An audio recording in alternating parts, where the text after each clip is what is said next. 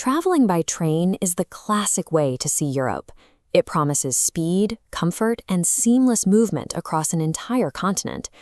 Looking at this map of international connections, you can see the real draw, a dense, integrated web linking major national capitals like Paris, Brussels, and London. The network extends deep into the interior, allowing travelers to transition from high-speed metropolitan hubs to remote regional towns. But this level of connectivity assumes the traveler is operating with a clear understanding of how the system works. Choosing a transit strategy involves navigating a series of trade-offs that directly impact your travel budget and the total hours you spend in transit. The European rail system is a versatile tool, but its performance varies based on the specific strategy a traveler applies to the map. To find the right approach, you have to weigh three main priorities: time, budget, and experience. If budget is the primary concern, the path immediately splits into two distinct financial strategies: booking individual tickets early or investing in a multi-day rail pass.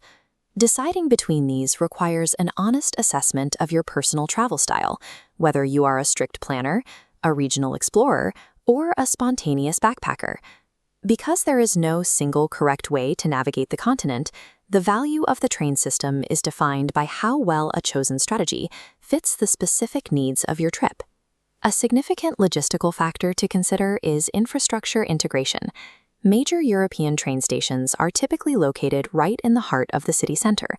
By arriving downtown, you eliminate the need for secondary, expensive transit that is often required to reach a hotel from a distant perimeter.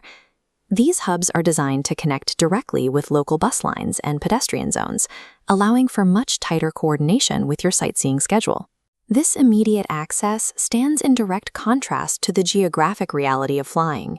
Because airplanes require vast amounts of space, budget aviation hubs are almost always located on the outskirts of metropolitan areas, requiring a long commute. When you add the mandatory buffer time for security and luggage check-in, a short flight can consume a disproportionate amount of your travel day. Comparing the true door-to-door time of a high-speed train against an airplane, the train often wins by removing the commute to the urban perimeter. A flight may appear faster on the ticket, but the rail network often provides a more efficient path to your actual destination. Beyond logistics, consider the qualitative benefit of the journey. Trains offer ground-level access to mountain passes and rural valleys that is entirely lost in flight. Instead of being confined to a seat, you have the freedom to move between cars, visit the dining car, or simply stretch your legs.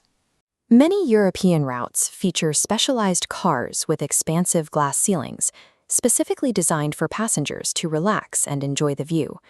This environment allows you to socialize or review your travel maps in a comfortable setting, rather than just enduring the transit period. For travelers prioritizing the quality of the experience, these amenities often justify the choice of rail. In this context, a slightly longer ride is not a drawback. It is a way to transform transit time into active vacation time.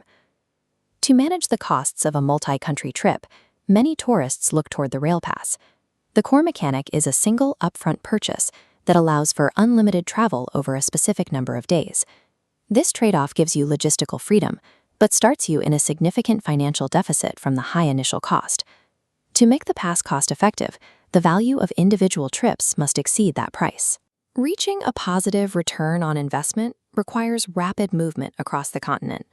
Mathematical break-even usually requires a fast-paced itinerary, jumping between major cities every few days.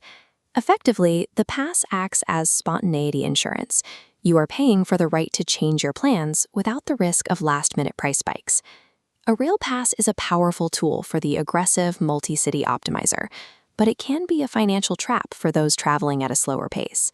For those skipping the pass and buying as they go, the system introduces a different set of rules through dynamic pricing. Many young backpackers prefer to wait on the platform for available transit, prioritizing flexibility over a fixed schedule. However, purchasing individual tickets at the station on the day of travel often results in a severe financial penalty, as last-minute prices can be significantly higher than advanced bookings. This pricing model is at its most punishing during peak summer seasons, when demand is at its highest. Failing to book ahead in July or August often leads to sold-out routes, massive crowds, and the reality of standing room-only conditions on the trains that are still available. If you demand total spontaneity without a rail pass during the busiest travel months, the network can quickly become your most expensive and stressful logistical challenge. Ultimately, European Rail is a premium service that rewards proactive management. By mapping your planning effort against your travel pace, you can identify the strategy that fits your needs. Travelers knowing their route months in advance find the best value by locking in cheap, non-refundable tickets.